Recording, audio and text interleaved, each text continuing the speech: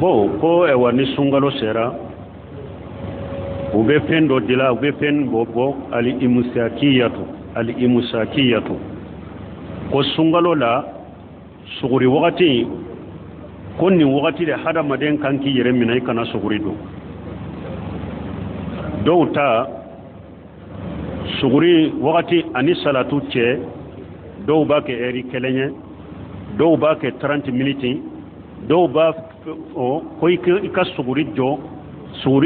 ani salatu boli ni nyogo che ko militi tani doru ka soro ni nyogo che min fulen ni nye don ke ba on uyen ni jabi ni nye bidiya de ani alaka ayate nyogonta alako qur'ana kono kulu wasrabu hatta yatabayyana lakum al-khaytu al-abyad min al-khaytu al-aswad min al-fajr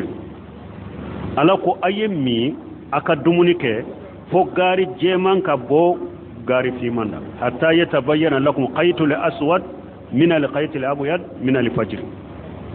alako ayemi aka dumunike fo gari fima ani gari jeman ka bo nyogona fajrina mana fo fajr sadiqun ani fajr kajibu ka bo nyogona alakum mini kake dumuni kake de fo fajr kene de kaci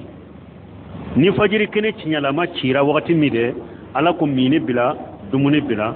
oni ulu fule kam min fo kiki yere mina sani salatu ka bo te nyogonta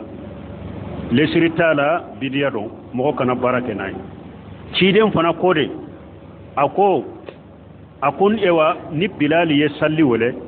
ayemmi aka dumuni ke bilali be salli wole sufela de la foni abdullah ibn ummi maktum na ye salli wole wakati mi ayemmi ni bila aye dumuni bila parce que ye finyeto de o te salli wole abara fonu ko asbahita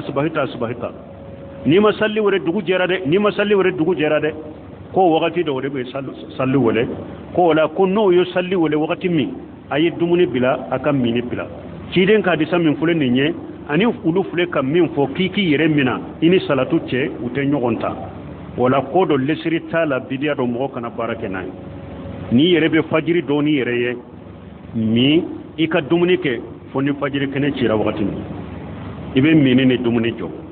ni yere te fajiri do ni yere ye ibe kim minna ibe salli misiri minna ulu koloshi nu ulu ye salatu bo wakati mi dumuni bila ika mini bila